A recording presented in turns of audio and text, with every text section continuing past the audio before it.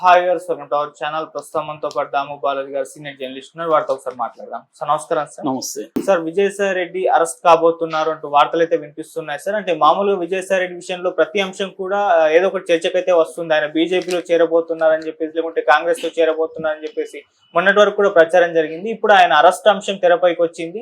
CID వాళ్ళకు నోటీసులు ఇచ్చారు, విచారణకు రమ్మని పిలిచారు. విచారణ టైంలో నేను అరెస్ట్ చేసే అవకాశం ఉందని చెప్తున్నారు. మరి ఏ కేసుకు సంబంధించి అరెస్ట్ జరిగే అవకాశం ఏమన్నా ఉందా? ఏ కేసుకు సంబంధించి మీరేం చెప్తారు ఈ విషయం? విజయసాయి రెడ్డి వెనుంబాక విజయసాయి రెడ్డి ఆయన పూర్తి పేరు. ఆయన గత కొంతకాలంగా న్యూస్ లో ఉంటున్నాడు. ప్రధానంగా ఒక కన్ఫ్యూజన్ నడుస్తుంది. ఆయనేమో వైసీపీకి రాజీనామా చేశాడు, రాజకీయాల నుంచి విరమించుకుని వ్యవసాయం చేస్తున్నాడు.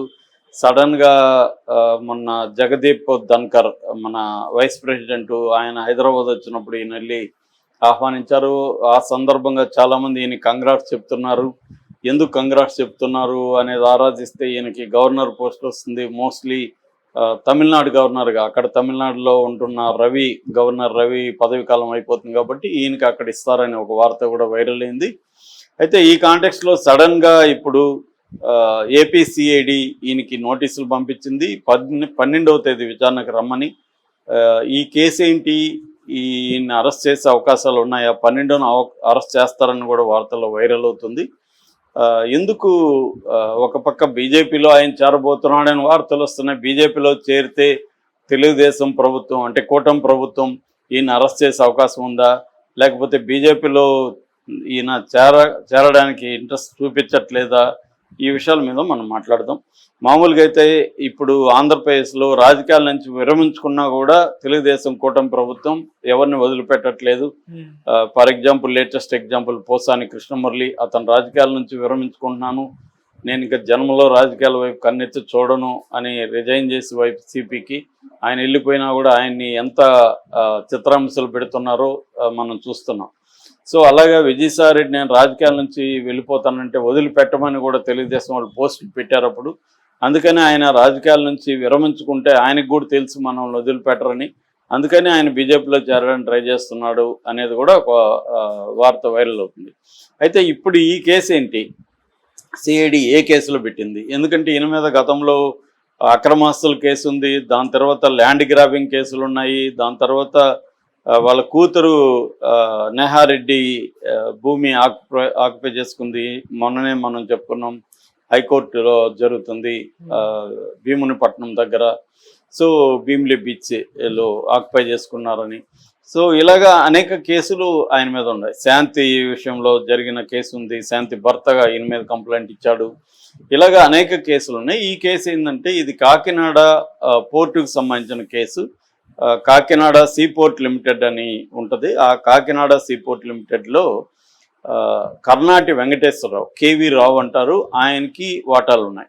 ఆయనకి ఏంటంటే ఆయన డిసెంబర్ 24వ సంవత్సరం డిసెంబర్ నెలలో ఆయన సిఐడి కంప్లైంట్ ఇచ్చాడు. ఆయన ఏమని ఇచ్చాడంటే, నాకు కాకినాడ సీపోర్ట్ లిమిటెడ్లో 41.12% వాటాలు ఉన్నాయి. అట్లాగే కేఎస్ఈజెడ్ అనమాట, ఎస్ఈజెడ్ అంటాం, Kakinada special economic zone SEZ అంటారు. ఆ ఎస్ఈజెడ్లో కూడా ఆయనకి 48.74% ఉన్నాయి, వాటాలు ఉన్నాయి. ఇందులో కాకినాడ సీపోర్ట్ లిమిటెడ్కి సంబంధించిన 41.12% ఆ వాటాల విలువ 2,500 కోట్లు.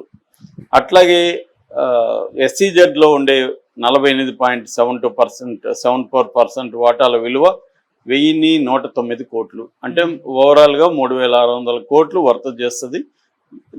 ఇది 2020 ప్రాంతంలో విజయసాయి రెడ్డి తనకు కాల్ చేసి కొంత బెదిరింపుగా మాట్లాడారని, సుబ్బారెడ్డి కొడుకు విక్రాంత్ రెడ్డి ఇదంతా చూస్తాడు, నువ్వు నీ వాటాల్ని ఎవరికి చెప్తే వాళ్ళకి రాసి ఇవ్వాల్సి ఉంటుంది, లేకపోతే పరిణామాలు తీవ్రంగా ఉంటాయి అని బెదిరించాడని.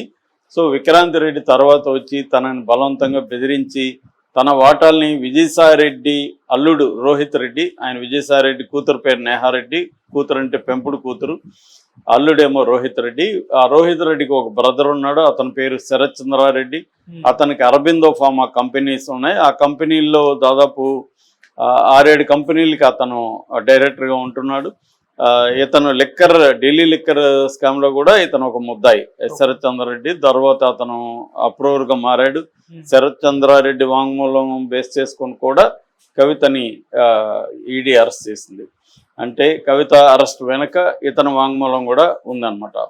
సో ఈ శరత్ చంద్రారెడ్డి కంపెనీలలో ఒక కంపెనీ పేరు Aurobindo reality and infrastructure private limited. అది ఆ తర్వాత కాలంలో ఆరో ఇన్ఫ్రా ప్రైవేట్ లిమిటెడ్గా కన్వర్ట్ అయింది. ఈ అరబిందో రియాలిటీ ఇన్ఫ్రాస్ట్రక్చర్ ప్రైవేట్ లిమిటెడ్కి తన వాటాల్ని ఈ రెండిట్లో ఉన్నది, సెజ్లో అండ్ పోర్ట్లో ఉన్నాయి 3,600 కోట్ల విలువైన వాటాల్ని తక్కువకి, అంటే ఫర్ ఎగ్జాంపుల్ 2,500 కోట్ల వాటాలు సీపోర్ట్లో ఉంటే దాన్ని 494 కోట్లు ఇచ్చి రాయించుకున్నారు. అట్లాగే 1,109 వాటాలు ఎస్సీజెడ్లో ఉంటే అందుని జస్ట్ 12 కోట్లు ఇచ్చి రాయించుకున్నారు. సో మొత్తంగా చూసుకుంటే నా దాదాపు 500 కోట్ల చిల్లర ఇచ్చి 3,600 కోట్లు విలువైన వాటాల్ని ఈ అరబిందో రియాలిటీ వాళ్ళు బదిలీ చేయించుకున్నారు. ఇది బెదిరింపు, క్లియర్గా బెదిరించారు. దాని తర్వాత కేవీ రావు జగన్ను కూడా కలిశాడు.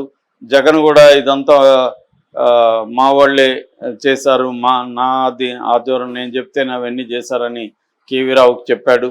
ఇవన్నీ కేవీ రావు కంప్లైంట్లో ఇచ్చాడు.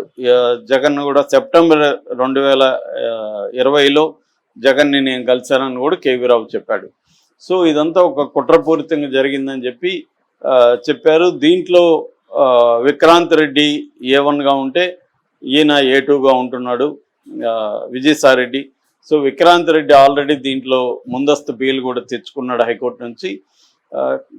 ఈయన మీద విజయసాయిరెడ్డి మీద చాలా సెక్షన్లు కేసులు పెట్టారు. అప్పట్లో ఐపీసీ కింద పెట్టారు. 506, 384, 420, 109,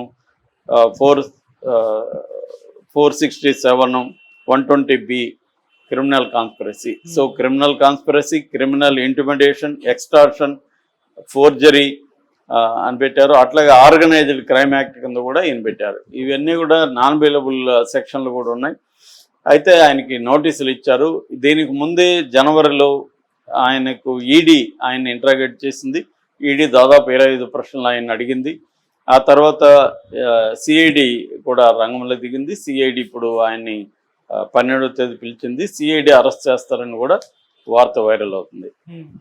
అయితే ఈయన ఇందాక చెప్పినట్టుగా బీజేపీలో జాయిన్ అవ్వడానికి ఈయన ఒక పక్క ప్రయత్నాలు చేస్తున్నాడు. దీంట్లో 2 రకాల కథనాలు వస్తున్నాయి. ఒకటి, ఈయన బీజేపీలో చేరడానికి ఇంట్రెస్ట్ చూపించట్లేదని అందుకనే ప్రెజర్ చేయాలనేది ఒకటి. 2, ఈయన బీజేపీలో చేరకపోయినా మా పని మేము చేస్తామని చంద్రబాబు ముందుకెళ్తున్నాడా అన్న డౌట్ వస్తుంది. కానీ బీజేపీలో చేరకుండా ఉండడానికి ముందే అరెస్ట్ చేస్తే ఈయన బీజేపీలో చేరకుండా ఉంటాడు, అప్పుడు మనం ఏమన్నా చేయొచ్చు అన్నది చంద్రబాబుకు ఉందని చెప్తున్నారు. ఎందుకంటే చంద్రబాబు ని పర్సనల్గా కూడా విజయసాయిరెడ్డి అనేక సార్లు అటాక్ చేశారు. రెండోది, వైసీపీలో నెంబర్ 2గా విజయసాయిరెడ్డి చక్రం తిప్పాడు. విజయసాయిరెడ్డి ఇప్పటికి కూడా మోడీతో, అమిత్ షాతో టచ్లో ఉంటూ జగన్కి ఒక లైజనింగ్ ఆఫీసర్ లాగా ఢిల్లీలో పనిచేస్తున్నాడు. సో ఇతన్ని కానీ ఇబ్బంది పెట్టగలిగితే వైసీపీ వీక్ అవుతుంది అనేది చంద్రబాబుకున్న అండర్స్టాండింగ్. దాని ప్లాన్గానే జగనే విజయసాయిరెడ్డిని రిజైన్ చేయించి బీజేపీలోకి పంపు